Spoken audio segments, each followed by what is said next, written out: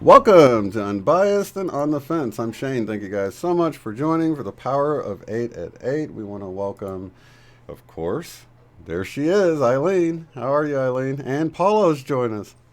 Paulo's joining us tonight as well. What's up, Paulo? Oh, hold on. Sorry. You can say hi again, Eileen. Sorry, I totally missed the mute button on that one. That's okay. I don't mind. I was waving. I didn't have to speak. And Paulo, all the way from Australia. How are you, my friend? Hey guys, greetings. All right, so gosh, a lot going down on the down under down there, and we're going to actually cover that towards the end of this.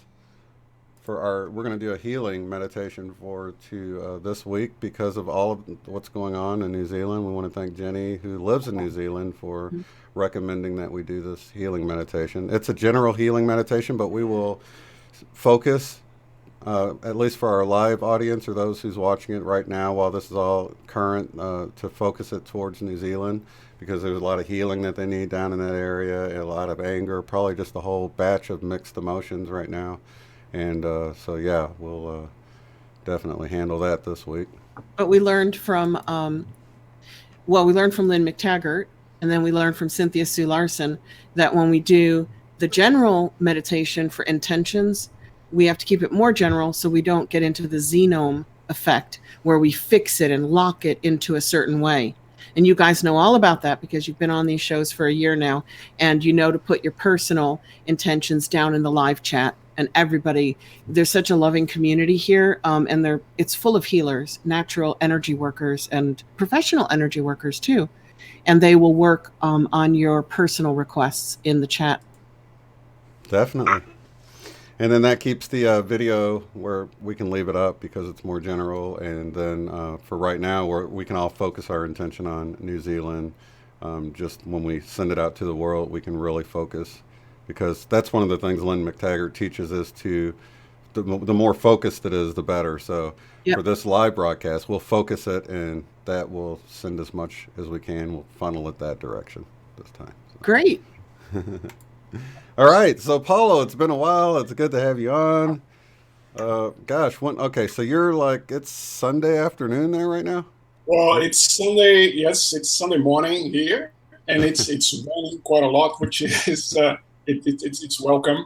We had severe drought recently, so it feels like this past week has been a week of cleansing because it's been raining so much. Nice. What about forest fires? Has there been a lot of forest fires down there lately? Because every time I look, there's fires everywhere down there. It's like, yeah, not this year, which is great. So we had a few isolated fires, but the worst was in 2003 when we had a fire around here in Sydney that could actually be seen from New Zealand. Oh, wow. The smoke was so intense that it could be seen from New Zealand. So it's quite it's quite intense. But this year, thankfully, it wasn't that bad. We did a general earth healing of fires show or meditation quite a while ago, didn't we? Not that long ago, because of what was happening in California, Paulo. And then people said, stay on, because at 11 p.m. we're just going to imagine rain hitting California. And a lot of us did stay on and joined this bigger group of people sending rain. And then Shane sent me a story the next day that said, California deluge, mudslides due to all the rain they received the next day. And we're like, oops, did we do that? Look, we got to be more careful with our intentions. This is some powerful stuff here. So, Yeah, that was crazy. And a few things, actually, we've been doing this almost a year now, I think, in April. And a few things synchronistic like that have been happening that I've noticed. Yeah. Okay, here's a synchronicity. Are you guys ready? Mm-hmm. How much have we been talking about toroidal fields in this show? right? And Yes. now the most brilliant scientist in my book, Nassim Haramein or Haramine, I don't know if I say his name correctly. He's doing a lot of little 2-minute videos on toroidal fields. Now, I know he's not been watching us, and I Right. know he's not copying us, but I'm like, what a time for him to start coming out and teaching people about the infinite energetic exchange of a toroidal field. I thought that was Yeah. cool. And you know what? Paul LeMay, who wrote that book called Primal Mind, Primal Game. He's been around. I'm going to have him on the show, but he's got this diagram that actually looks like two toroidal fields stacked on each other.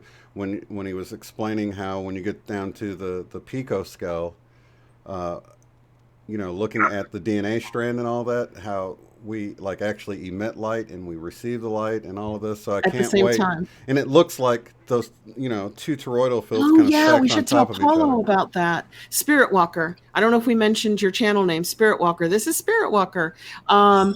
The guy's name is David Lapointe, and he made 3 videos on primal fields. He calls them primal fields, but they're just a double toroidal field. And then he disappeared.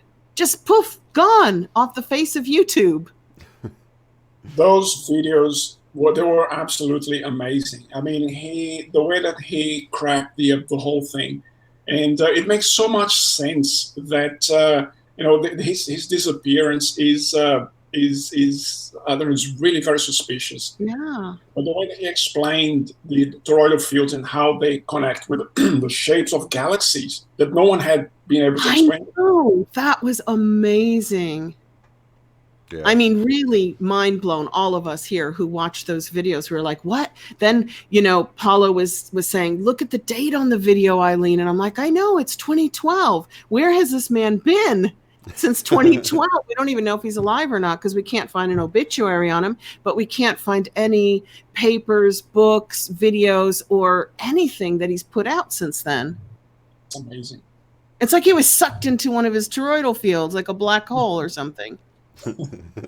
You ever wonder if people come to deliver information and then they're out of here and you just maybe they're like higher level beings or whatever and they just get in and out. Now that they can do that, I mean, it used to be like Jesus had to come and had to get a gathering and all this stuff, but now they can just drop some information on us in a video, leave, and work from the outside to spread it around like the way you found it. However it was, I'm sure I find stuff in really synchronistic ways. I'm like, and a lot of times you're like, why is YouTube pushing this to me? But then you can kind of get beyond that and realize that whatever we have helping us out is much more powerful than the YouTube algorithm, and I'll get what I need to get.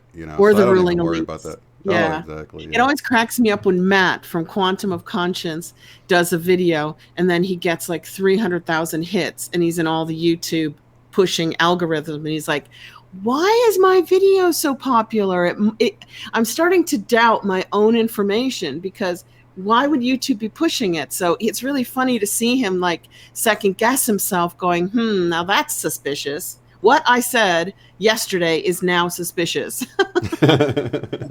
But you know what? His last video, the one that he was suspicious of again, I was kind of like, I'm laughing because in the video he's talking about the previous one. And while I'm watching it, I'm like, this one's doing better than the previous one that he's talking about. Right. And then I was like kind of suspicious about it. But, it kind of reminded me of a message from Bashar. I love Bashar. Yeah, when they were talking, somebody asked them about that stuff they spray in the sky. We won't say what it is, but we know, and they ask, and he says that's the whistleblowers are like the biggest advertisers for what they're doing because they get people like feeling hopeless and defeated and all of that stuff. So while it's a good wake up call, if you linger on it, it actually does the reverse. So it's good to know. The reverse. So Paulo, I'm going to ask you about this, but let me ask Shane first on that topic. Having SMQ AI, one of my favorite channels when he's on with Chick on Saturdays, he's coming on Monday on your show with Sherry to talk about that CIA document. So now when I talked to you about it, Shane, you said, you know what, that could have the reverse effect as well. There could be like 50% correct information in it and the other 50% incorrect. And it's being released now into the public as kind of a covert secret document. So we get kind of wobbly. We don't know whether we're actually seeing an expose or a planted expose, right? It makes us kind of like doubt everything. Yeah. That's why I really appreciate that video that I played the week that you were out, when the Wingmakers material was explaining how there's this balance between, as a truth seeker, you're always wanting more information, need an input, that whole idea of, I just got to know, I want to know the truth or whatever. But then there's that balance of being the receiver and transmitter of these higher energies, right? So having that balance between the two, and I'm realizing that I want to have that balance more than I want to seek truth all the time, because everything is so muddied at this point. You'd rather have the inspiration, the gnosis, because even if that was a lot of planted con-op, turns out to be good. And there's that saying that you always said in the Bible, because you remember these passages, that all things work together for the good of all. So even something that started out for the wrong reason often winds up waking everybody up to a very good ending, right? Yeah. It's kind of like anything, getting stuck on the wake up call itself.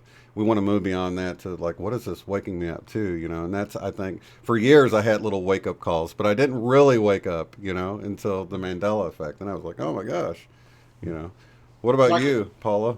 The key example of that is the internet. It started as a military exercise and a military weapon. And now it's helping out the dissemination of information through people all over the world, and bypassing mainstream mockingbird media.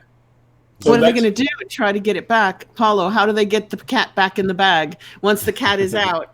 That's impossible. That's impossible. So there's a lot of disinformation around being of course, intentionally issued and divulged.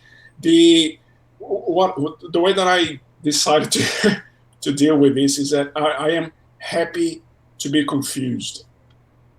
The law of one says that the third density is not a density of knowledge. We are supposed to be kind of searching and being a little bit baffled. And I think that the important thing is to be a lover of the truth. So you're constantly seeking, and that should be your guiding stones. Whether this agency or the other agency said this or that or the other, take everything in context, but don't get too bogged down by it. I totally agree. Yeah. Totally. It's like the journey is more important than the destination. So the seeking is more important than the information gained while you're seeking. Yeah, that's what Magenta Pixie said. She says it's the momentum that you create through the seeking process that's more important than the actual information you're trying to gather, because you have to be discerning, of course, but at the end of the day, to know about a lot of these things that people focus on so much, there's nothing you can do about it other than know about it. You can't really go and stop them from doing what they're doing up there, or charge a specific building. I'm trying not to trigger anything. You can't bum rush a building and change anything. You can't really, you can maybe sign petitions and hold up, picket signs and things like that. But I think there's a higher way of approaching this whole thing. And that's the distraction. I don't think the dark knows. I think the dark knows they can't win, but they can keep us distracted long enough that we're not, making any headway. And I think it's more of a distraction than they're trying to win. I know they know they can't win, but they can keep us distracted, right? They can extend the period that they're in control and delay the time that we actually get into a cooperative system. Yeah. Well, so the objective is of the negatives is no longer to try to win the planet anymore, but it's trying to take people away from fourth density ascension, fourth density positive ascension, as many as possible. So it's like, one of those naughty kids that if I can't play, then no one's going to play with this toy. It's totally like that. It's that type. behavior. I think they do it through fear. I'm not saying that the F word, which is not the word you might think it is, you know, the F word we're talking about, right? I'm not saying that's what that is.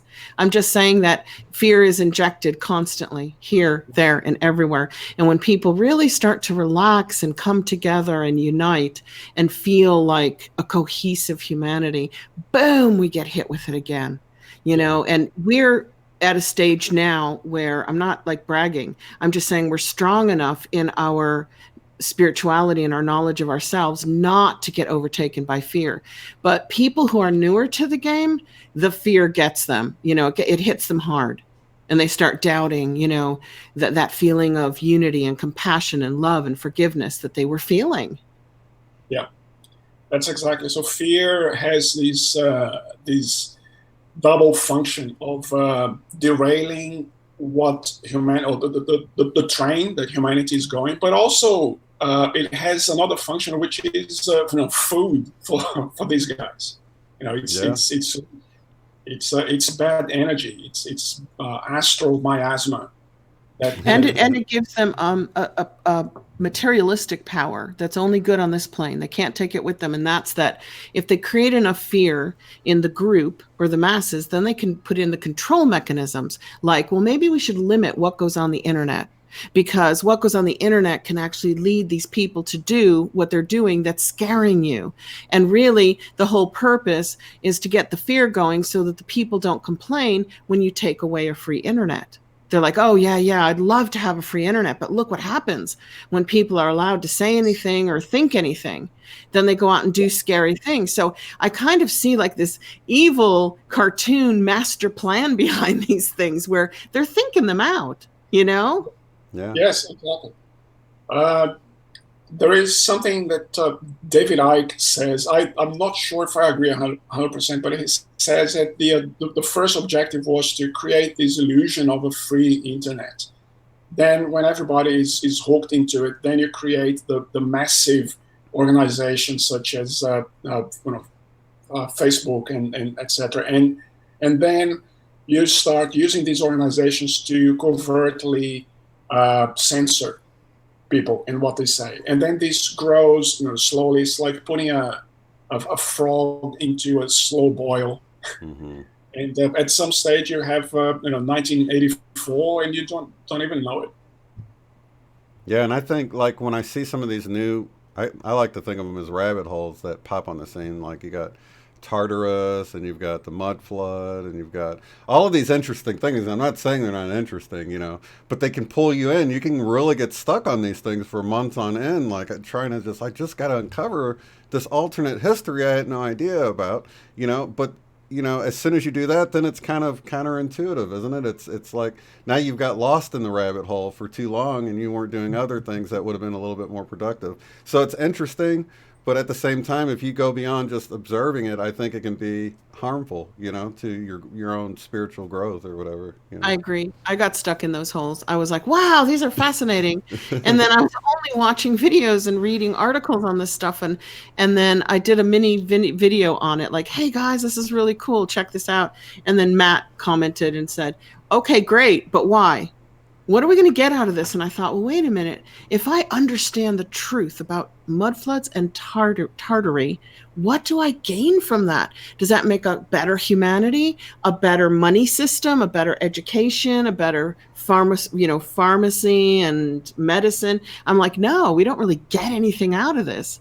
So then I shifted my focus back into the present, into the now, where this is where I can make the changes. This is where I can have the impact. And this is where improvements can be made. It's in the now, not in whatever happened at any time behind us. Right.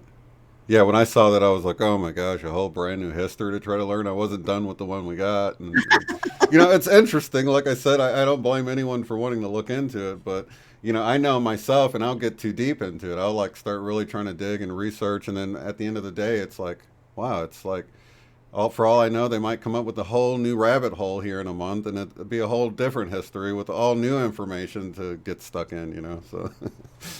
Like, do you want lies A, or do you want lies Z, or do you want any of the lies in between? Which one do you want, And that's a good point because that's what I come away from it with. It's like, okay, whether this is true or this is true, we know we've been lied to so many different ways. So I take that away from it, and then get back to the now and try to make change in the now. You know. So the idea, but you're absolutely right. It's very interesting to try to speculate. You know, what was humanity's real history? You know, what really has happened? You know, since the say for example the blowing up of you know Marduk, Tiamat, that planet, the asteroid belt, and we never hear about that because the you know, the powers that be don't want to examine. Exactly. And for all we know, we were all inserted here yesterday. Our history might actually go back 24 hours and everything else is invented. Yes, if we're right. A program, and if this is a program, right? I learned that from you, from the portion of the book that's coming out on how you can insert a whole history and a whole past in a video game. In a video game, that's right. And I used to do that all the time because I was actually quite bad at the games I was playing. So every time there was I was defeated or beaten up by someone, I would stop the game and restart. And what if this is the Mandela effect? You know, what the Mandela effect is a restart in the simulation. That's absolutely fascinating.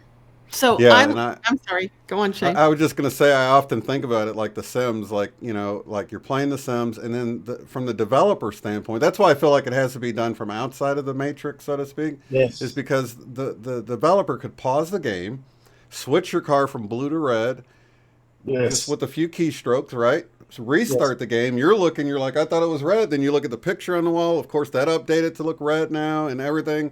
Everybody's like, no, it's always been red. And you know, when was it paused and changed? You just never know because you weren't in motion when it happened. I mean, you could be staring right at it and you wouldn't even know, you know? That's and you could be the developer, Shane, outside of the matrix, making the changes of the color in the car for you inside the matrix. So your higher self could actually have the controls, right? That's crazy to think about.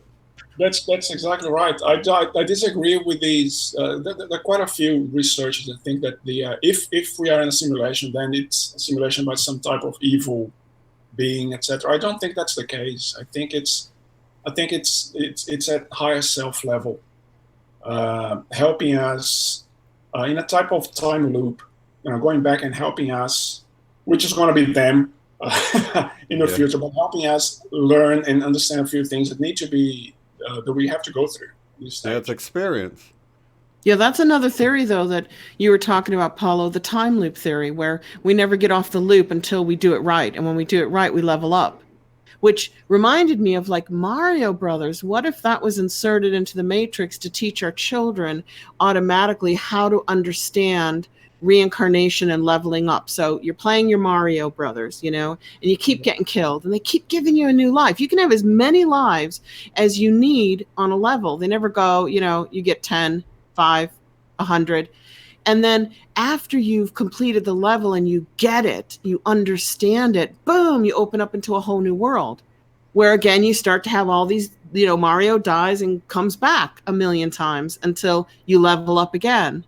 And I kind of feel like that video game is really teaching children at a young age something extremely spiritual that could have something to do with our existence here. That's a very interesting point. I never thought of that in that way, but it's exactly what, or it matches what the law of one discussed in terms of the octaves. So you know, you keep coming back and you have different lives and different levels until you get out of the octave, and then, you know, heaven knows what happens, but you're no longer here. So yeah, I often think of Alan Watts explaining it like, you know, if you're God and you insert yourself into a role on Earth and you do that for 1 billion years, you know, and then you decide, well, you know, it's not very fun remembering who I am and that it's going to end. So then you just take away your memory of it and you go into it with all the fears related to not knowing anything, you know, and that's where we find ourselves, you know. Yes. Yeah, think of it that way. I never thought of that, guys. That if we came back here with full knowledge of who we were before, we might be really afraid to do anything. We're like, oh my God, I know what's going to happen. If I do this wrong, I'm going to have to come back. So it would put that fear in you because you knew the process, But then I don't really agree with the people who say this is a prison planet and they were sent here against their will and don't go into the light. If you go into the light, you come back to Earth. I don't really feel this place is a prison. I think we came here to learn. That's part of the game, though. I feel like if you remembered, it would be just the opposite, though. I feel like if you remembered, it would take all the fun out of it. It's like when you're playing pretend as a kid, and you're like really into it and you're believing your role and stuff. And as we get older, we realize it's just not fun to do that anymore because it's harder for us to really pretend. Oh yeah, to suspend belief. It's hard to really be Superman and Lois Lane when you're like, 30, 40 years old. But when you're 7 years old or 5 years old, it's really easy, right? Sure is. You're like, I shot you. You're dead, and it's like you get upset if they're not in your world and stuff, so it's funny. Yeah, so Dr. Scott Mendelker, I'm a big fan of him. He's a student of the law of one, and he's a psychologist, etc. He says that angels don't have free will. And that is quite interesting because basically he's saying they don't have free will. And the reason is because they can see everything. They can see the consequences of their actions. They have perfect foresight. So they do what's best, not necessarily because they are choosing, but because they can see that that's the only way to go. So it's exactly what you guys are doing. So we kind of need this veil, this lack of knowledge and this lack of foresight to be able to understand that we do have a certain degree of free will. And this free will help us develop in consciousness. And then at a certain stage, free will can be thrown out of the window because we're going to have perfect foresight. Well, if humanity, just talking about this planet, not the galaxy or the matrix, the universe is, if this planet started to act as a cohesive whole, a healthy system, cooperative, compassionate, fair, just, all those wonderful words that we love, then what would the point of be coming back here? What would that be? Just to experience perfection of humanity? No, you'd probably want to further evolve and further develop and challenge yourself and experience new things. So you'd probably go somewhere else. It's kind of like saying, well, I was born in Disneyland and I'm riding all the rides and eating all the ice cream and the popcorn and the candy, cotton candy for life. That's life on Earth. Well, it's not. It's not this, this fun fair, and if it gets to the point where it's all working beautifully and perfectly, what if people get bored and they're like, oh, I need some new challenges. I can't do this for eternity, And people think that too. They think, man, it would be awesome if everything was perfect. But I know just the psychology of gaming, and when they study people, if a game is too easy, people lose interest. They only play the games where they're almost winning, and like every now and then they'll have that defeat or that victory, and then they feel like they had to earn it, they had to work for it, and that's the games that do real well. That's the games that are addictive, like Candy Crush and all of these. You might get through a few levels or whatever. That's why these Facebook games do so well. They're really simple, but they're hard. Yeah, and there's enough of a challenge there. And then, as soon as they add the social element to it, where you say, well, I'm ahead of this person, I'm ahead of this person. Now you've got that competition between all of your friends on Facebook. I mean, it's really just the whole thing, the recipe. It's a recipe for success because it's got the challenge and then it's got the competitions. Oh, yeah, the rewards. You got to have the rewards, because if you never win, you'll just go, oh, I'm not playing that. Because I get mad, right? It makes me too mad. So they got to throw the rewards in occasionally, right? Exactly. Yeah. And that's how it works at the slot machine too, Don't forget, we're wearing these monkey suits. We're monkey men and monkey women. We might be spirit, but we're also in the atomic structure of the whole history of this planet, even if it's only 24 hours long, who knows? And they tested chimpanzees, and chimpanzees like to lie. They like to steal. They like to cheat, and they like to gamble. So if you test them with bananas and coins, they will do what is the most fun to do. They won't necessarily do what gets them the most bananas, because they like the element of risk as well. And I was fascinated when I found out that chimpanzees like to gamble. I'm like, really? Wow. Wouldn't you rather have the sure banana rather than gambling on 3 bananas? You know? Yeah, That's exactly. interesting. So that is the animal already going beyond just survival, and so that is a transition between, you know, second density already into a little bit of third density. Yeah. And what That's I awesome. just wanted to go back to what you guys were saying in the beginning about the making rain in California, because this is I think that this is fascinating, because this is already fourth density type existence. This is already something that we are not supposed to be doing as third density. So this is already a higher level. So we say ascension, or when is that going to come, or what's going to be like? Well, it's already happening. It's Oh, already I believe happening. that too. Yep. Yeah, And for sure. it's slowly, and it's something that is it's going to be a gradual shift. And some people are already operating at that fourth density level. This is just brilliant. Shane, we were talking about that. We didn't do a show on it yet.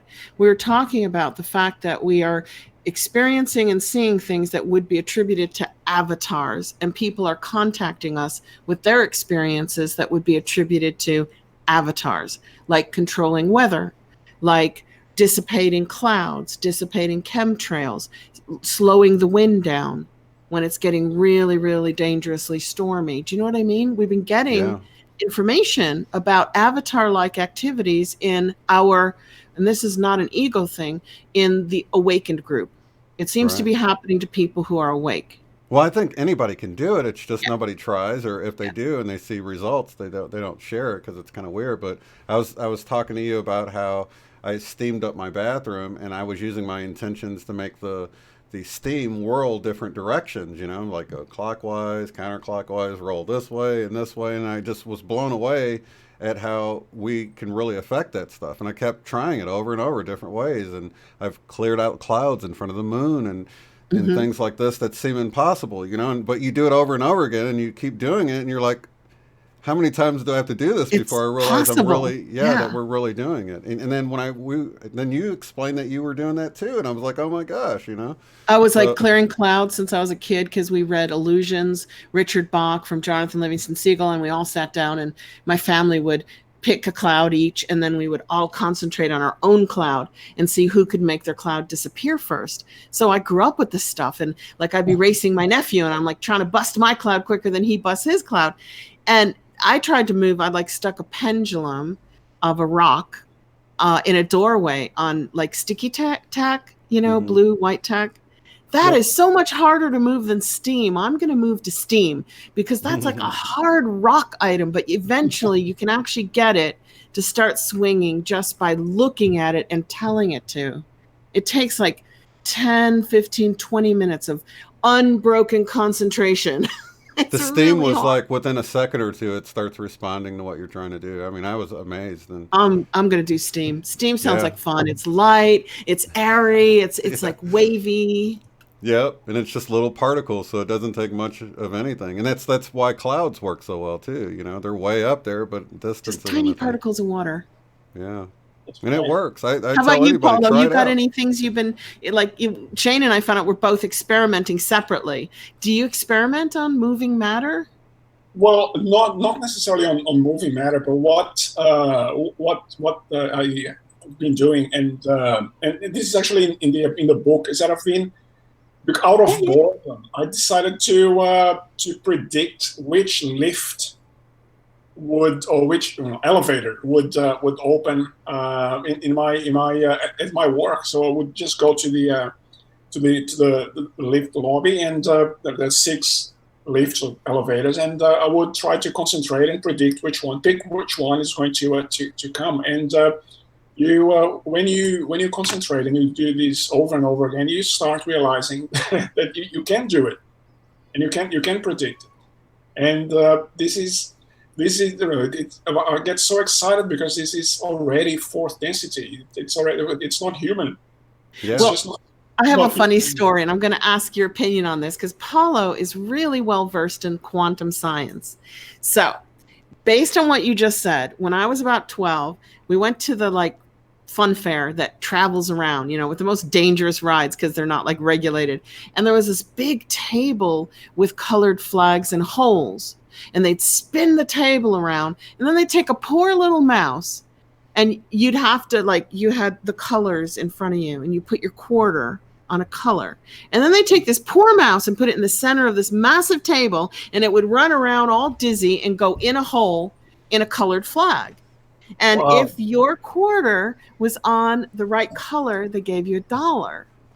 Okay, because there might have been 12 colors on the table. So you only had a 1 in 12 chance, which is not really good, right? Yeah. So I was standing there, no money, and 2 friends were with me, and I go, blue. Mouse runs in blue. I'm like, oh, red. Mouse runs in red, yellow. And I did that 100% correct 10 times because I didn't care. I didn't have any money. And they're like, we're going to go get money. And we run home and we get all these quarters and we go back and I get it wrong every time. We put our money down and I'm like yellow and it goes in red. And then we put our money down and I go blue and it goes in purple. And I'm like, why did the universe shift on me like that? When it didn't matter and I didn't have any money, I could pick every outcome. But when it really mattered and I had money riding on my decision, I got it wrong every time. Yeah, exactly. What's that? What's the quantum world doing to me there? Yeah, I'm not sure if it's the quantum world. I would suspect that this is almost like a right brain, left brain type of situation. So before, when you didn't have any stake, you were really just bored, or you just concentrating on something else, and that was your intuitive brain that was working. So the right side of your brain, if you are right-handed. I am. Now, and that is the brain that has access to the unconscious. That is the side of the brain that has access to the, according to Jung, to the superconscious, to the greater field of consciousness. Then when you went back home, got money, and you placed a bet, that then becomes a conscious exercise. So now you're consciously focusing on the money, on how much you have to win and what are your chances of losing. When you shifted from the right brain to the left brain, you lost the capacity to predict. Completely. Because we lost all our money. They were very sad 12-year-olds. Well, an interesting study I saw with, to get back to chimpanzees or whatever, you said they like to gamble, but there was one study that really surprised me, and it was they had it where there were 2 lights, a red and a green, that would flash. The green would flash 70% of the time, and the red would flash 30% of the time.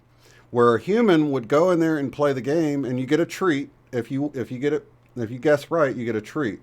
So the humans would, try to predict what it was going to be, where the monkeys would actually just bet on green every time, because they knew that was their greatest percentage. They could tell that it was coming up 70% of the time, or 7 out of 10 times it was green. So they just did green every time. Where the humans, wanted to work with their intuition and try to figure it out, try to predict it, to get a better odd than the 70% odd odds that you would get if you just went with green.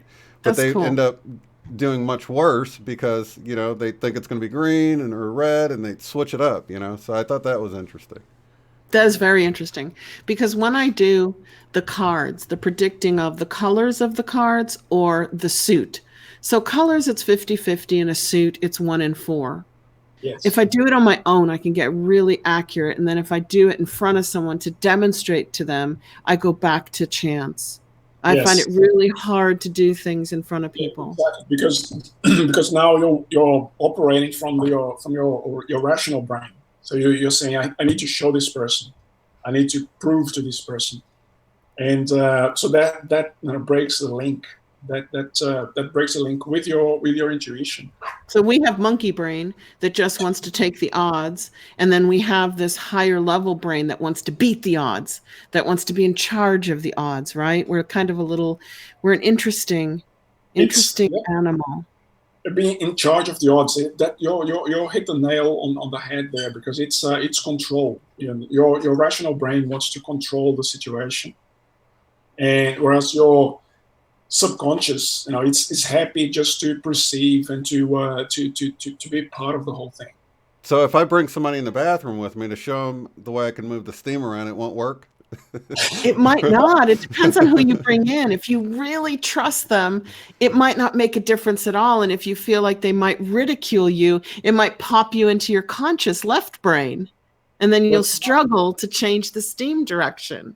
That's right. And the other thing as well is that if you're trying to show one of these, quote unquote powers to someone that is a skeptic, basically what you would be doing is you would be infringing on that person's right not to believe this type of ability or power. So then that becomes almost like a karmic thing as well. So there are Buddhist monks that have been expelled from the Sangha because they showed that they levitating and stuff. Yeah, they showed levitating, they showed cities. So it's actually it's thought to be a big stuff up. But that gives me hope when I see a monk like levitating. I'm like, yes, we can do this. So some people get a boost from it, while other people, it might just totally freak out. I think it depends on the medium, though, doesn't it? Because if you're watching a video, then you could think it's a camera trick. So I think you can maybe bypass that, because then you're like, oh, they're probably just doing some kind of trick or whatever. But you can even see the one guy that was able to use the chi power to like catch paper on fire and to stick a chopstick through the table. I didn't know if that was real or not. You guys think that's real? Yeah, because he went to stick it through it and it splintered and cut his hand. It was like instant karma, you know what I mean? Because he shouldn't have been showing off, Well, Vanessa Vaugh has a super cool video out today. And gosh, I wish we could have had her on. We got to get her on. We got to get the four of us on sometime. And it's a Sufi. I don't know if you guys have studied Sufism, but it's really gentle Islam. It's very mystical. It's mystical Islam. Right? It's very, men and women are dualistic equals of the same energy, and all races are important to humanity. So it has some really, really mystical components to it, but it's still Abrahamic, which, that's Christianity, Judaism, and Islam, which means we have a forceful, vengeful, jealous God, a God who punishes and rewards. So the cool video that Vanessa put on is this head of the American Sufi Association is saying, hey guys, the Mandela effect is real. It is happening. And he's a very important person, in terms of authoritative structure, to actually come out and say that. But then later in the video, he goes into somebody's out there going back in time with evil intentions, messing everything up. That the Mandela effect is bad. It's bad. Yeah, it's bad because it's going to change your beliefs in your Bible. And I thought, darn, I wish he just stuck to the mystical. Yes, these changes are happening, but it's because the fake matrix needs to come down so that we can understand the real matrix, the real reality. We have to get past the fake reality first, right? Yeah. Wow, that's amazing, because I would really not imagine that established religious people would come out and say that the Mandela effect is real. I know. That's why it's a very important video. She gets some gems. She really does. Wow. Yeah. Wow. But then he went into the fear that it's someone or something doing it for a bad reason. You know what I mean? So, and I have no right to judge him because he could be right. I just don't share the fear. I don't see the Mandela effect as a negative or bad thing. Yeah. I'm thankful it's brought all of us together in a way that I don't see happening. I guess it could have happened a completely different way, but I see it as a positive for me. And of course, it freaks you out at first when you see it happening, because, well, for me, it was like way off of what I thought was even possible. So that's what made it a wake-up call for me too, though, Yeah, I mean, I don't know if we're in the minority or the majority. Do most people who have seen the Mandela effect for a couple of years, do they still feel fear? Or are they like, hey, it's been around and I'm still alive and the world is still here and things have been changing for 2 or 3 years? So do they get used to it? I don't That's know. a very interesting question. That's a very Yeah. interesting question. I think you end up putting that in the back of your mind a little bit. But people that have freaked out, my suspicion is that they have freaked out not necessarily because of a possible cause of the Mandela effect, but because of these, the possibility that they could be going mad. Am I Good point. I mean, that's pretty strong. It's a very strong. If you don't have any support, from other people on the internet, they are experiencing the same thing. You could very well think you're going crazy. Some That's a people just very good point. turtle back in because, like, I can just, the look on my wife's face when she saw the JFK car with 6 occupants in there was priceless. What'd You you do? know, I She was mean, like, yeah, her eyes got so big, and she, I knew she remembered because we watched all these documentaries together, and there was just no doubt about it. It's just one of those things that you can't misremember. It's if you remembered 4 people in the car and one woman in the car, and then all of a sudden there's this whole extra row, and it was like a Yeah, different reality. It's a trip when you see that, and it kind of made her turtle up a little bit because it was just a little too much in the brain to see something like that and know yeah, that I remember it this way, and yeah, now that's a trip. It's not like a label where you can still kind of put it off.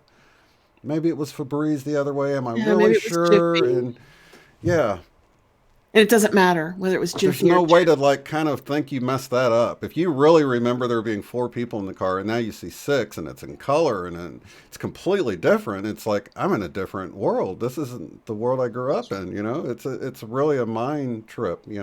I guess I was really lucky because I grew up in a mad family. I grew up in the wacky family, and all my friends knew that. And it made me a little wacky, but they tolerated me. They were like very normal, and they're like, "Oh, that's okay. Eileen's family's crazy, but she's only a little crazy."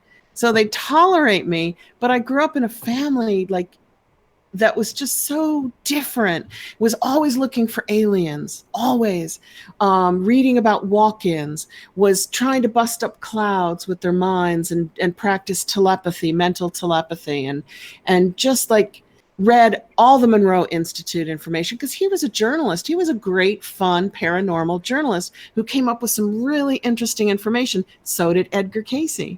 Read all the Edgar Cayce books. Just because my mom was wackadoodle, like she was a health nut in the 70s. Like she would drive long distances to get organic bread in a tiny little shop that charged her like $6 a loaf when bread was 30 cents, and just down the street. She was always pushing her envelope. And I yeah. was raised that way. I was raised not being very normal. So the Mandela effect was like, you took long enough. Why did you wait this long, Yeah, yeah, exactly. That's brilliant. And just one thing on the Mandela effect is that because we created this support group on the internet from people from all over the planet, and kind of together we have established this is not madness, this is not mass hallucination, this is something real, this is happening. We may not know the causes, etc., but we experience it together. So it's a collective exercise. And again, that's another characteristic of fourth density humanity. It's the sharing of the mind, or sharing of of consciousness. It's being very comfortable with the idea of okay, we share just one thought or one field of thinking. So that's yet another example of ascension. So you And think is maybe that we've moved up a little in ascension, but not being egotistical and saying we're better than everybody else, but we're at a different level? Is that what you're saying, Spiritwalker? That we're at a different level of ascension?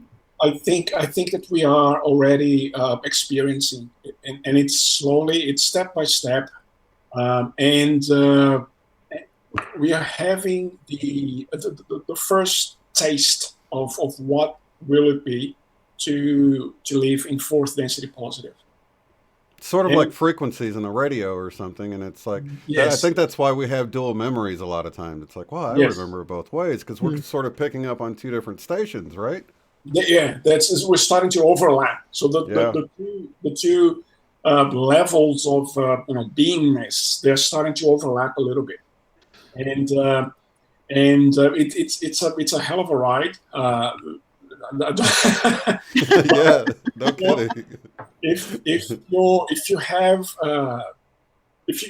you don't know what's happening, you could go crazy. But if you have an idea about any spirituality in you, and you know that this is something that is pointing towards a transition, then it's brilliant to be here. Yeah, it's a fun time to be alive. Once you can get over the shock of it, it's like we're in a sci-fi movie, right? Yeah, it is fun. It's interesting. We don't know what's going to change next, you know? Life was getting boring right before all of this happened, so I'm like really thankful because it was getting negative too. Jamie said that recently. He's like, God, before I got really into this group and this Mandela effect, it was like the world was always ending. It was always, climate change and masses of plastics floating, and everybody was feeling like, wow, this is the end. And now nobody feels that way anymore. We feel like it's the beginning. What do you feel like, Paulo, with the JFK? Do you remember 6 always, or do you remember 4 being in the car? Someone's asking your opinion on that. Yeah, I remember 4. Oh, okay, and in black and white too on the Zapruder film? Yeah, I remember 4 in black and white, no colors, and that was something that hit me quite hard. If you excuse the pun. Yeah. When I saw the big 6-seater, that was really strange to me.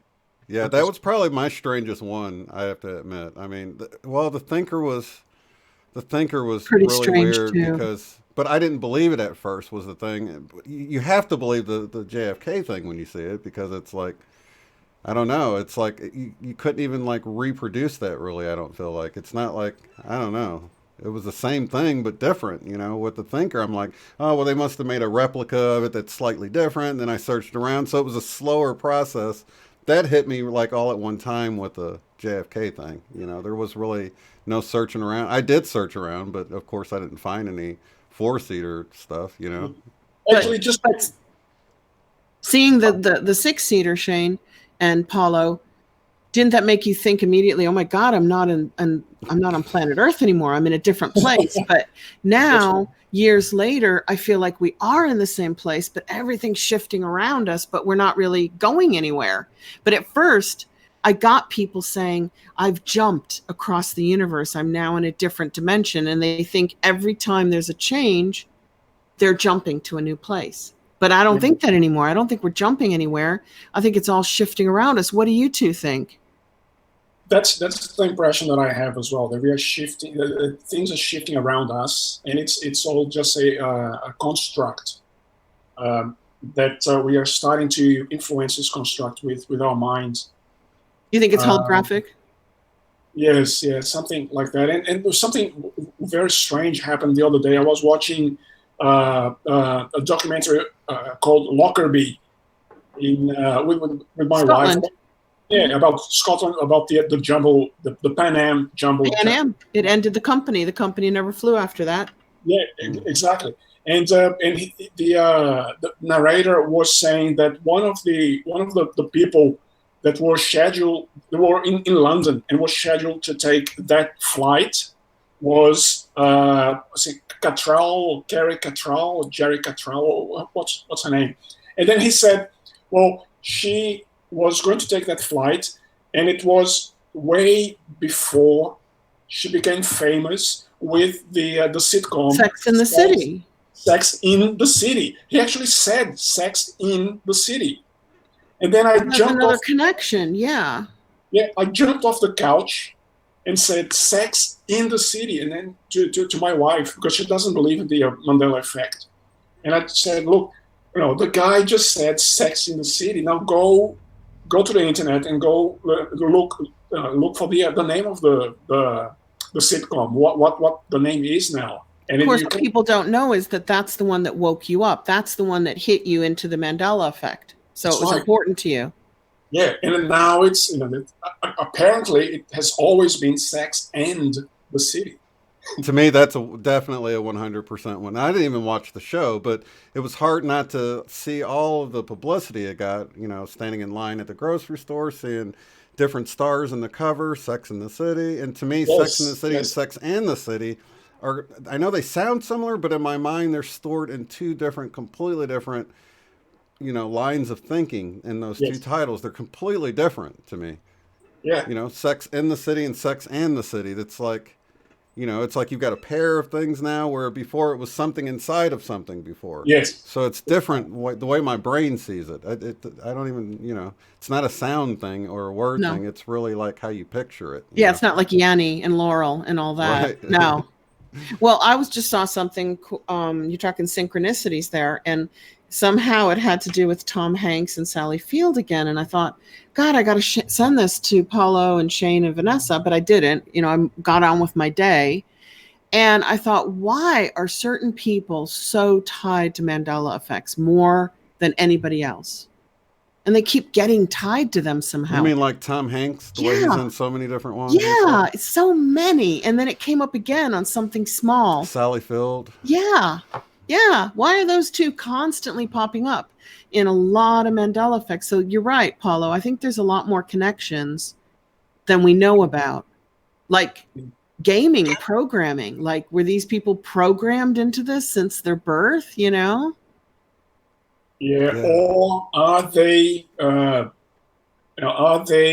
non-character players? I knew you were going to say that. I knew. NPCs. I don't know if people subscribe to that, but it's then they're triggers. They're there to be triggers, right? Yeah, that's an interesting idea.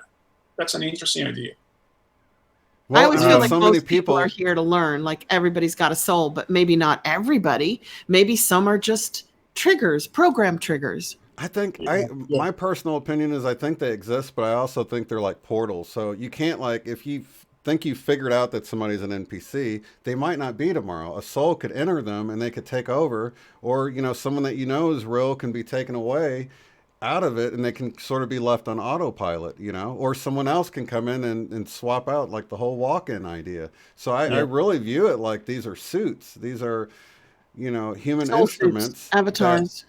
And I also feel like for the NPCs, I feel like, at any point an angel can hop in one, do something that needs to be done to maybe save a life or do something like that, and then hop back out. So they're like this portal, like walking portals to be used for the game, you know what I mean? And they can at any moment be taken over by the Matrix or by a higher source to save a life or to accomplish something that needs to be, to make an adjustment, any of this stuff. So I don't feel like we can you have to treat everybody with love and respect. And I think it's a slippery slope to the whole NPC thing, because people can tend to think that, well, they're not real, we don't have to treat them the same. No, you've got to, they're the secret shoppers. So on that level, you've got to treat everybody the same. Even if you think you figured it out, they've still got to be treated, because that's part of the game, That's right. Fascinating. Have you guys ever taken it as far to wonder about your own ego, whether you're part of the game or whether you exist? Have you guys contemplated your soul? Yeah. Yeah, me too.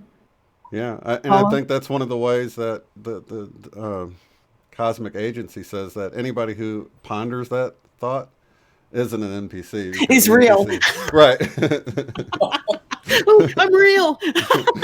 And that's funny because people in the chat now are like, oh, I've never thought that, but you're thinking it now, so you're good. You're thinking it now. We've triggered you. We've got you going, am I real? I even do this. Okay, this is how silly. When we were talking about whether this doesn't exist unless you're looking at it, I'm like, trying to look really fast, like damn fast, I'm like catch it breaking up, Have you guys tried that? Seriously? Yeah. You have. So I had doubts as well, but back then I just thought I was going crazy, so I just left it. But now I know what it was. Maybe finding this group made us feel not crazy. Maybe that was the gift in finding the group. It was a gift for me. Yeah. Yeah. To go, That's hey, right. I'm not alone. These guys are crazy too. They're crazier than me. I'm happy now.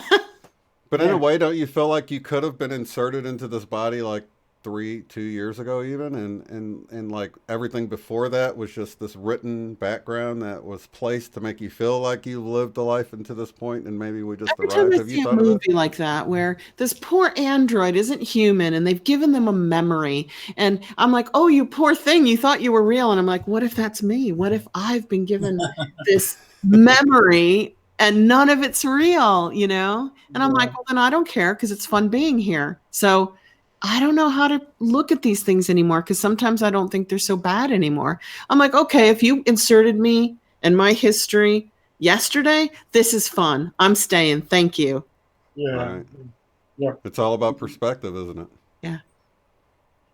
So I like the idea of NPCs possibly being biological portals or biological suits. That's thanks, Shane. That's something That's I cool. hadn't.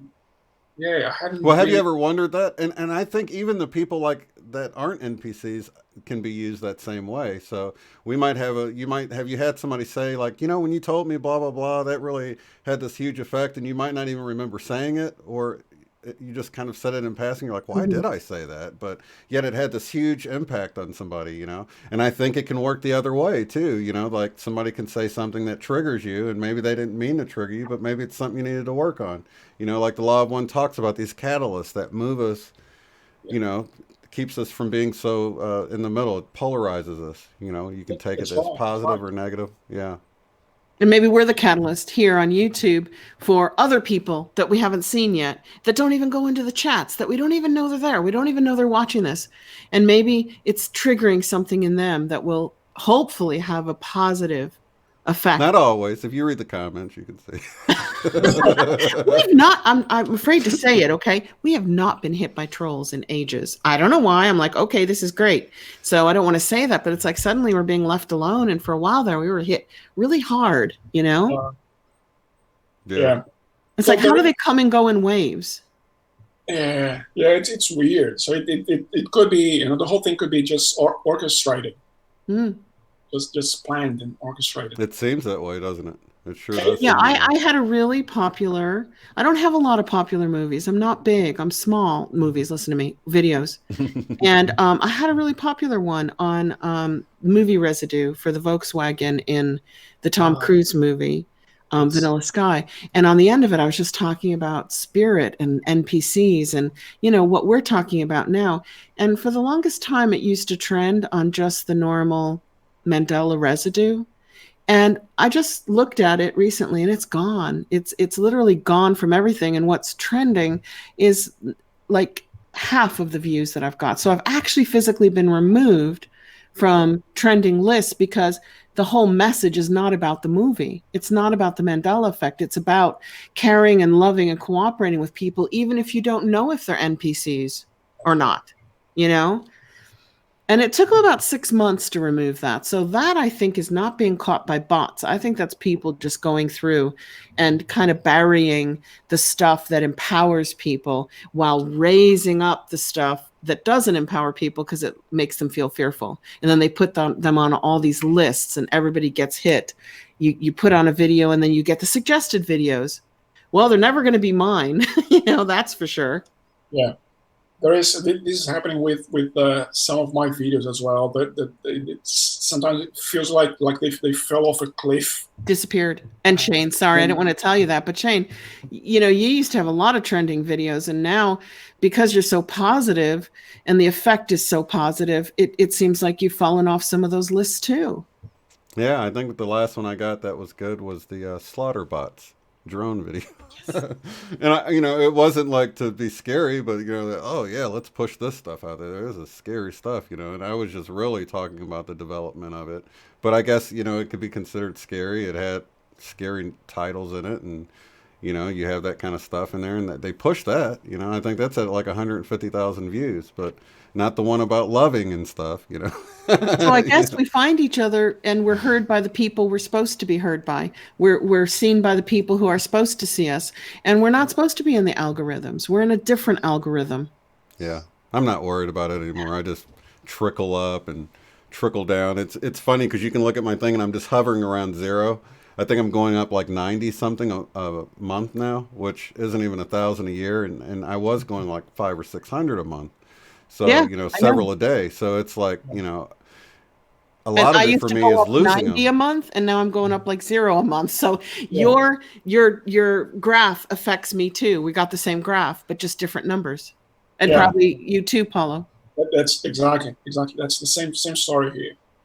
Yeah, they implemented something new, but at the same time, I had done that one video about Ariana Grande when that thing had happened a couple of years ago, and I went up really fast. I mean, that was right in the very beginning, and I was going up hundreds of subscribers a day, and you know, I can honestly say, a lot of the comments in there, it wasn't a good It was a experience. good thing, was that We're you getting removed good that one. subscribers. Yeah, yeah, I removed it just because I didn't want. I'd seen where they were banning channels for old videos, and I Oh yeah. thought, the things I talked about in there, I'm just pulling it off of there. I'm not giving them any excuse to get me on something that's 2 years old. You know what I mean? And I got Diane out of it though, so that's a blessing. Yeah. Diane from across the pond there. She was in the chat earlier. I don't know if she's still here, but that's Oh, my hi, silver Diane. lining. Yeah, we email Diane, yeah. occasionally, Diane sending you Griffith. love and your family. So, yeah, you just take what you get, and the subscribers I get are great. It's not, I don't have to worry about trolls. When I put It's like that they're Ariana, real. They really care and they really want to hear what you have to say yeah, because how they found you, God only knows, right? Because you're So not trending on any of these lists. yeah, right. and it's just something that it was meant to be. One of the things that I read about. I can't remember on. Well, it was about abductions, and most of the abductions are negative. Most of the ET abductions are negative. And someone asked a question: Why don't positive ETs abduct people as well? Well, first of all, it's an infringement, and secondly, positive ETs would talk to you higher self to higher self. There is no need to abduct. So they are already connected at a higher level. So this goes back to what we're discussing here. People that are watching our videos are probably talking to us higher self to higher self. There is no need to advertise. They would find the videos, they would find the content, and they would take a lot out of that anyway. Yeah, I've been noticing that too. Yeah. I've had the opposite experience, Paulo, but we've never even talked about that. Shane and I have a little bit, in that the people who seem to have genuine abduction proof, like marks on their bodies, the booms, things like that, where their family finds them in different positions, different places, maybe with mud and grass in the bed, they seem to have a positive experience. Okay. So I'm wondering if the PSYOP is true and if the military's abducting people, like faking abductions and scaring people and making it a really uncomfortable experience. So they come back going, oh my God, I was like, thrown on a table and lights were on and I got, some people say bruises and marks, so they were handled roughly. And I don't know what to think about that because the people I know in my family, because we have a whole family of it and it's 3 generations, have only had positive experiences. And then other people go, well, it was positive, but I was scared because I was out of control. Therefore, I determined it was negative. But really nothing bad happened. Nothing. Well, Misha, the one we had on a few Mondays ago, Misha Johnston explained how she had been taken by both factions, our own and otherworldly, and it was only our own that she had the bad experience with. So I can imagine that, I wonder if it's that's kind of depends who going on too. Yeah. definitely, yeah, depends Because on who think you're about taking it, it by. if our ruling elite are afraid that someday there will be alien intervention, because I do know that it's hands off with this prime directive thing that we call it from Star Trek. The funny thing about the guy Roddenberry who wrote Star Trek was he was part of Majestic 12. He was in with the guys who were supposedly at the top level of all this, and then he writes this TV show which is all fun and crazy and exaggerated, really, but there was supposed to be a lot of truth in it, apparently. I don't know, that could be a psyop too, right? They could be making that up. But the whole point is they wouldn't want you to welcome ETs with open arms. If they suddenly came down and made mass contact, they wouldn't want us running to them going, thank you, about time, you know? Yeah, exactly. So they have to create that atmosphere of fear. Yeah, so they might be the negatives as well, instead of negatives, real ones. You know, I don't know. I have no idea. I'm not making a statement on this. I'm just pondering. Yeah, I agree. Yeah, but if you think about all the Hollywood movies and everything, everything's geared towards fear, you know. So, like my sister, she was a bit fearful about it. And when I asked her, well, why? What happened? And she's like, well, nothing. Well, then why are you afraid? Because I didn't have the say so. And I'm like, I gotcha. It's that fear of being out of control. Yeah. Yeah, taken against your will. Abducted? What's that? Was she abducted?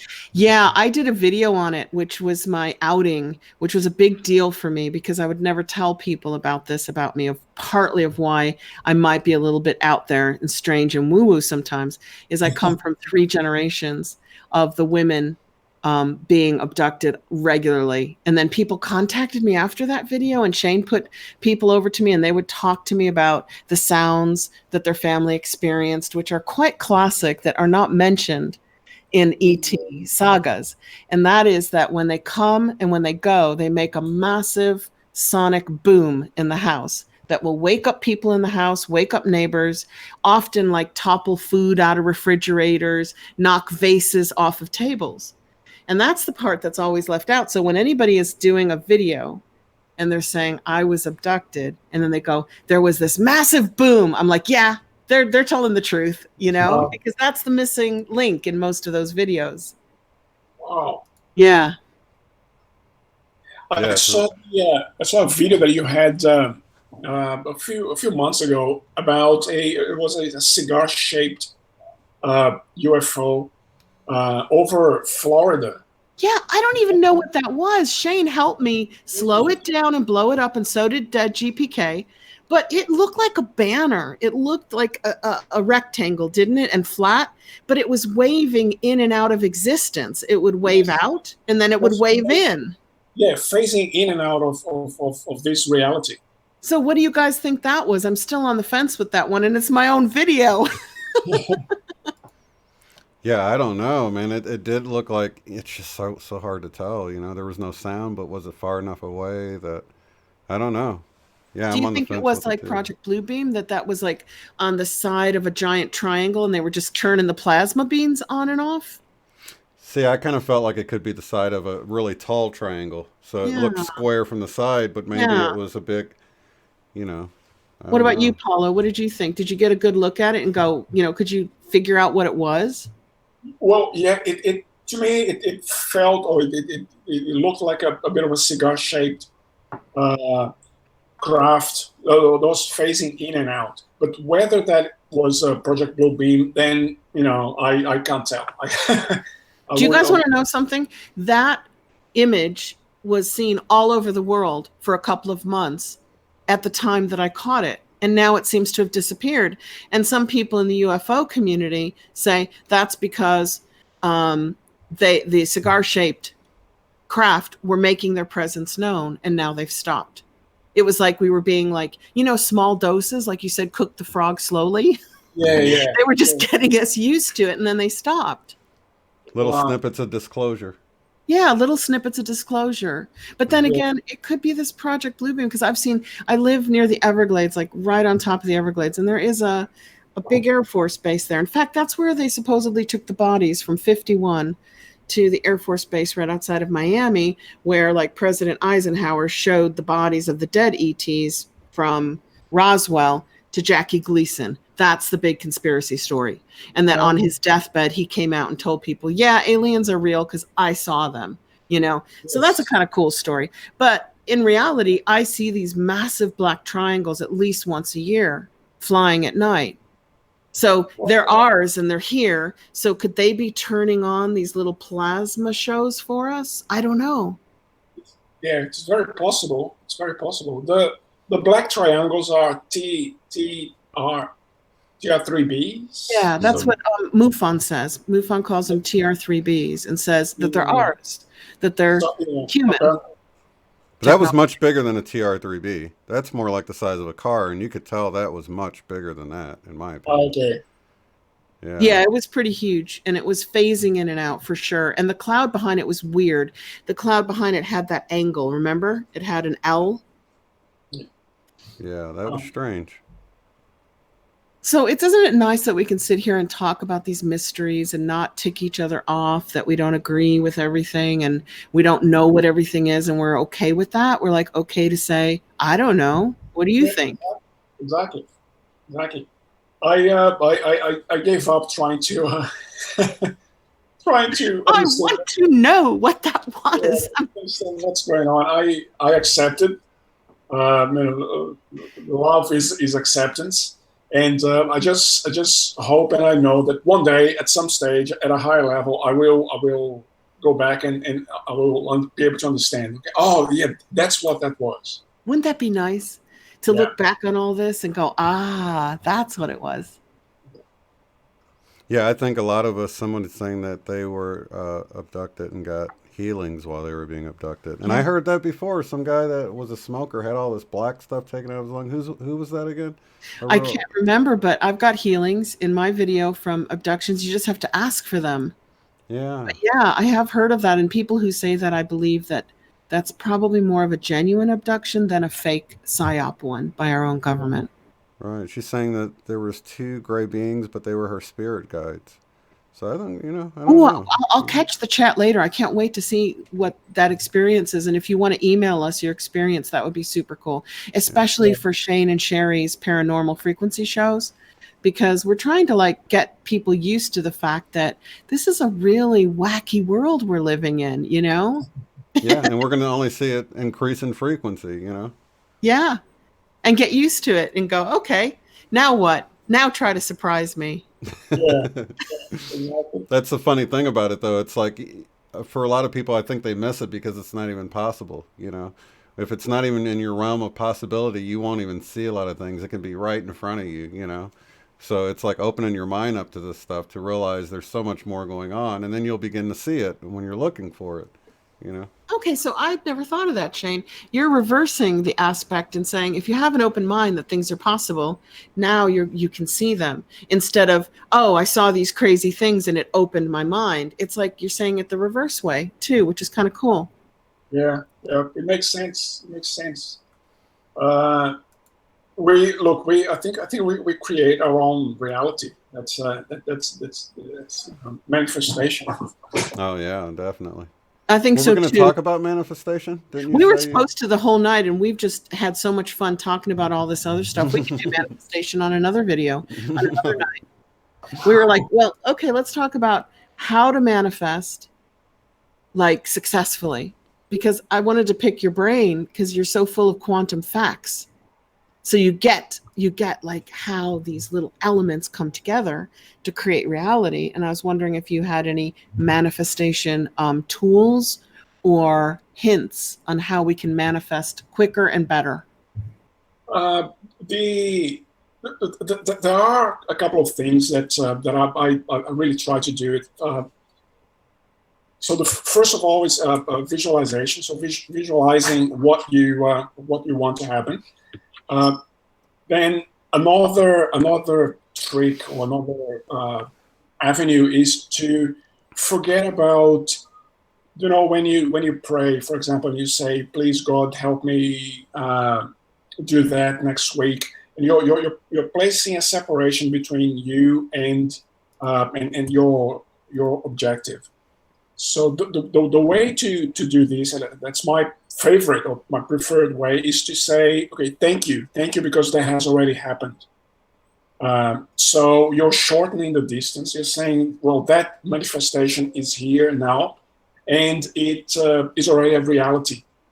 It may be separated from me in terms of time, but time doesn't exist. Therefore, I can thank the universe already for that for that manifestation. So it's all in the way that you approach what your request, so to speak. So instead of trying to ask for stuff, be thankful that has already happened in your life. So you're saying gratitude brings it quicker. Exactly. And adding feeling to it helps a lot too. So if you really imagine what it feels like to be in that car or that fine restaurant. In fact, they say, like, if you want to go to a fine restaurant, go there and have a cup of coffee or a cappuccino if you can't afford the whole meal, and just really feel what it's like to be in that, Yes. restaurant, enjoying a meal there, or, your cup of whatever, that you can afford, and just surround yourself in that environment and really take it in, because that feeling helps with the manifestation. So you test drive that car you're wanting, or whatever they say. Yeah. Drive by the neighborhood and imagine yourself in that house as you're like driving by it. Clunking up in somebody's driveway and pretending it's your house. So we got the adding the feeling, and Cynthia C. Larson says that when you add the feeling in the present tense and you remove time, you quantum jump into it. So that brings it quicker. That's right. Yeah. Because when you are praying or visualizing, you're at the mental state, the mental frequency, so to speak. When you very correctly, Shane put that you have to add feeling. What happens is that you're adding your astral, the emotional body, the astral body. So you're actually it's almost like a double whammy. So you're making things happen.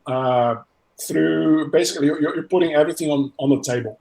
So you're putting your mental energy, you're putting your astral energy as well, so through anahata chakra, so your heart chakra, and you're putting your physical as well. Oh yeah, kinetic energy. So now you got mental energy, emotional energy, and physical kinetic energy, electric, magnetic, kinetic. And can you guys explain this when people say let it go, or they say release it, where you have to stop worrying about it. Once you've asked for it and you've said, thank you because I've received this, what happens if you don't let it go? Why is letting go so important on how you get it, when you get it? I think Cynthia C. Larson pointed out the whole xenome effect, that if you don't look away from it, you can't let it, manifest into something different. It's like you're observing it in its current state, and you're not allowing the transformation to take place. Yeah, you're checking it, and going, why isn't it changing? Checking it. Yeah. Anything else on a quantum level of why letting go is so important that you've come across with all the quantum information? I think the letting go aspect of things is because when you are, I don't understand this yet. But if you are constantly thinking about something, it's like you're grounding and you're holding that thought back. And what you want is to kind of release that into the field of consciousness, to make that a reality. So it feels like as long as you are still holding on to that thought, it hasn't become part of the collective yet. Interesting. Related to what Cynthia said too, and what Shane just said. Yeah. Because Abraham Hicks, right? Mm-hmm. Always says, let it go, release it. That's like the important part of manifestation, is to ask for it, be grateful for it, act as if you already have it, and then let it go. Just some people say, give it to God to figure out. I have even heard of certain, rituals. For example, you write things on a piece of paper, you energize it, and then you burn that. You burn the piece of paper, and you let go. The Roman elite use a lot of this. They use sigil magic, supposedly, and rituals, right? Emotionally charging things and then burning them and letting them go. So this isn't something that isn't already heavily used in this matrix. Yeah. So there's just one word of caution is that you have to be aware of the difference between black magic and white magic. So, for example, you may be thinking, okay, I want to manifest a Ferrari in my life. I want to drive a Ferrari. One thing that your higher self may be asking is, why is it important for your spiritual growth that you have a Ferrari? What's the point here? And you may have a point, or you may, most likely, you may not have a point. Maybe that's it will just be a material thing. So a lot of people say that things that you try to manifest for your own material gain, that is treading very closely to black magic. And the universe doesn't put its oomph behind it. But when you manifest for the collective good, this is what I've heard, what you're saying. People say the universe gets behind that and pushes it. That's, exactly. So you may even be capable of manifesting those things, but if you're delving into black magic, there are consequences. That there will be consequences for it. So why do you want a Ferrari? Why?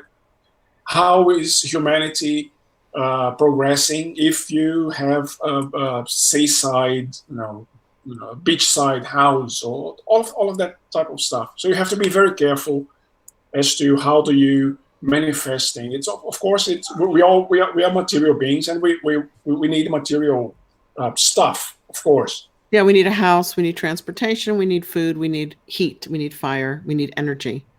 That's right. That's right. But we also need to be aware that we are part of a collective, and it would be nicer if we exercise the power of manifestation for the benefit of the collective. Which is what we do right here, Power of 8 at 8, every Saturday night for the collective. Yeah, and I think, also I think there's another element to this, is that we have our higher self that we need to be in alignment with for these manifestations. So, I mean, you might have all the faith in the world for a Ferrari, but if your higher self knows you're going to get it and drive off a cliff because you're going around the corner too fast, it's going like, no, you don't need that. Or if winning the lottery, you're going to go hang out on a yacht instead of do your job, that you were meant here to do, then you're going against the higher purpose. That's, I think, gets into that, not my will, but your will be done, this higher understanding of the greater good. Because if we did have that knowledge, like Paulo was saying earlier, this divine knowledge, then we would be in alignment. Because, like what you were saying with the angels, they see the whole picture, and if we had that kind of knowledge, we would be in more alignment with the divine, because the divine has the best plan of action for us, and it's sort of having that higher perspective. We're attached to the divine already, our higher self is, so we can open up and trust our higher selves, and it might not be what our lower selves are craving or asking for. The ego gets in the way, though. Yeah, that's right. This community, though, I swear, they're so generous and so kind. They tend to go to the opposite side of that scale. And wouldn't it be great if we could all give away our gifts and our healing techniques for free? But at the end of the day, somebody's got to get you a house, a car, and food on the table. So people sometimes feel guilty saying, okay, I'm a Reiki master, but I don't want to charge for it. But then I don't eat and my children starve. So I find the people in this community tend to be a little overly careful about not servicing their own needs, and they have a physical body. They have that part of their life that still needs addressing. That's right. Balance is the key. It's the middle way, as Buddha used to say. It's the middle way. If you he used to say, so when was a teacher teaching the student to play the guitar. So if the string is too loose, it doesn't play. If it's too tight, it's going to break. So the middle way, the middle path. The middle path is the best. The on the fence path. No, I'm just playing. Now they call it the narrow path. Walking down the fence would be very narrow, Shane. Right in the middle there. They call it the narrow way too. Yeah, totally. Well, shall we do this? Let me see if I got. Hey, at least we got to manifestation eventually. I was going to save it for another show. It's a good reason to have you back. Yeah, we can totally revisit it another time too. This was a blast. Let's see here. I think, is this the right one? I hope it is. You're playing it. Otherwise, we'll talk over the delay. Exactly. Let me switch it to where you guys can see what's going on here. Which one are we doing? Are we doing the meditation? Yeah, we're gonna do the. Oh, do you want me to show that video? What was that video? Let me see. We can show it on another day. It's Nassim Haramein talking about Mm-hmm. toroidal fields, everything that we've been doing and talking about for the last month here. Ah, okay. But I mean, we can play it another day. But I love seeing these videos from him. They're like 2-minute videos on energy Yes. manifestation matrix. So unfortunately, you guys will have to listen. I guess mute your mics and then listen through the channel if you have it on, or because isn't this 11 minutes long? I believe Yeah, it is. it is. All right. So I will. Let me. I gotta mute myself now. Hold on a second here. Okay, so I guess we'll start this meditation, and you guys, if you want, can mute your mics on the. If you haven't already, I'll do that. Okay, and then I will start this and come back when it's done.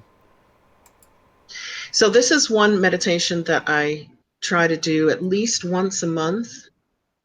And what you're going to do is you're going to start out and get into a meditative state the best way that you like to, if you are a meditator. And if you're not, you can take a nice, deep, slow breath in now, which is incredibly relaxing for your body as the oxygen spreads to places it doesn't normally get to. You can hold that for a few seconds and then gently exhale. And as you're exhaling, exhale all the stress and any negativity that might be in you or around you. So inhale again, a nice, slow, comfortable, deep breath. Hold for a few seconds and exhale any negativity or discomfort. And we'll do one last breath, a third breath, slowly, deeply filling the bottom of your lungs. Hold it for a few seconds. And finally, exhale all negativity in and around your body. So, in your mind's eye, if you can't see it, you can certainly feel it, hear it, or sense it. Imagine being in a beautiful, peaceful place. Now, this is going to be a place that you can instantly go to when you do a group meditation and want to be relaxed, comfortable, and safe. It could be a beautiful meadow of grass with trees off in the distance. It could be a beautiful, calm forest with lights twinkling through the moving leaves above your head. It could be on the seaside with the white, cool, soft sand on your feet and hearing the water as it hits the shore gently rolling in. Put yourself in a beautiful place where you feel happy and safe. Now, as you breathe in, imagine that you're breathing in through your heart. And as you breathe in through your heart, that energy fills your whole body. And then exhale through your heart. We're going to take a couple of more breaths slowly in through your heart, filling up your entire being, and exhaling again through your heart. Now get into a gentle rhythm of heart breathing in and out of your heart. And as you do so, imagine a light coming in with that breath, in through your heart and back out gently at whatever pace suits you, whatever feels good. That light can be any color you like. The more common colors are green or pink. But if you want to breathe in blue or any other color, please do so now. In through your heart and out through your heart. Now, after this next breath in through your heart, as you exhale the light, you're going to fill a bubble around your body with the color of that light, coming into your heart and out of your heart. And that bubble of light is going to go around you, above your head, below your feet, down around your knees, your shoulders, your face. It's a very comfortable bubble of light. And if you like, you can now make that light grow as you continue to inhale in through your heart and out through your heart. Let that bubble of light fill the room that you're in.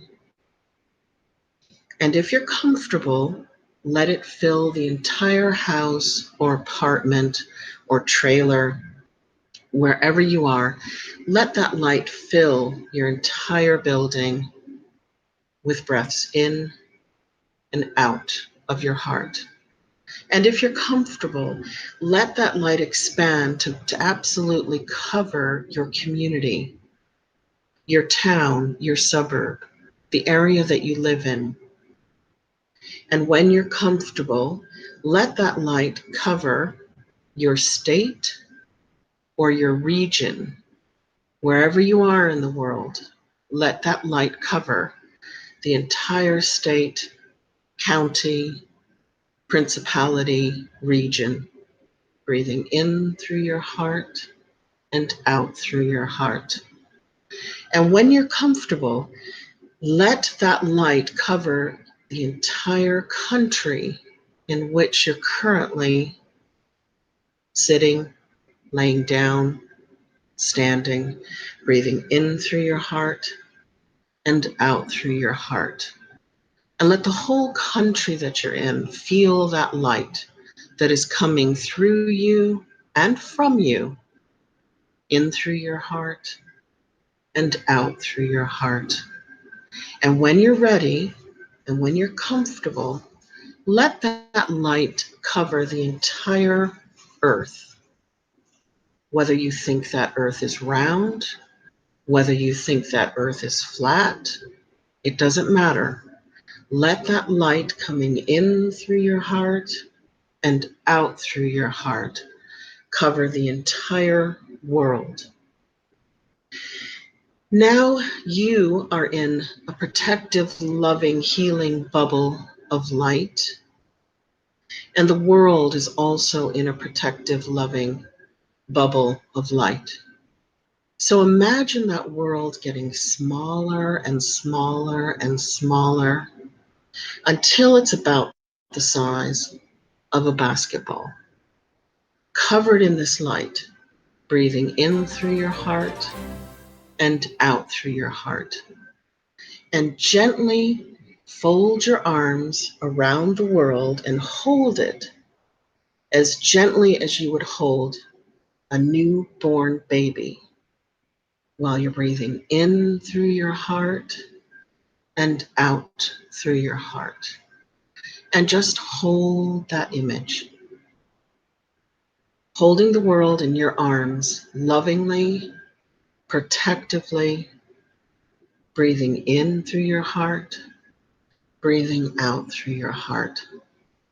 Now that light is completely healing and completely loving, and you can direct it now in any specific way that you would like it to help heal the world that you live on.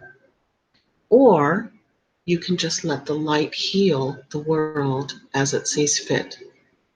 Breathing in through your heart, breathing out through your heart.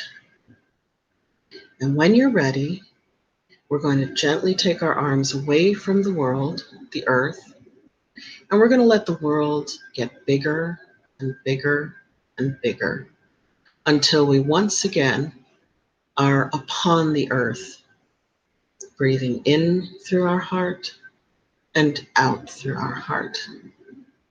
And we're going to thank the world for being here for us. And we're going to thank the universe for giving us such a beautiful world. And we're going to thank God for bringing us and this world together. Breathing in through your heart, breathing out of your heart. And we're going to thank our families, and we're going to thank our friends, and we're going to thank our neighbors for being a part of this amazing experience. Breathing in through your heart and breathing out through your heart. And finally, we're going to thank ourselves.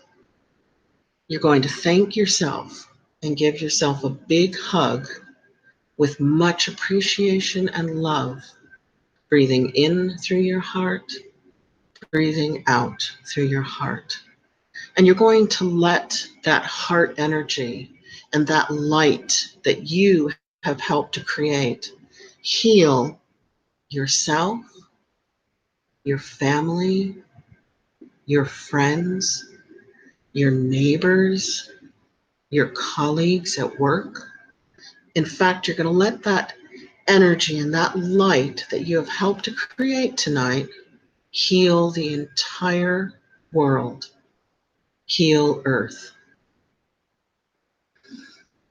So now just start taking normal breaths through your lungs, in through your nose and out through your nose or your mouth. Just breathe in normally, in through your nose and out of your nose and your mouth. And start to just shake your fingers and your hands. Wiggle your toes. Start to shake your feet a little bit. Feel the blood circulating. And when we come back, you might actually want to get up and have a nice cold drink of filtered water. And if you need more grounding, you can take a shower or you can eat something like cheese, something strong tasting.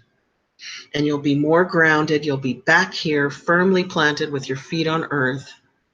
So you can carry on living your life in matter now that you have experienced living your life in spirit, helping matter, literally helping to heal the world that you share with so many other people.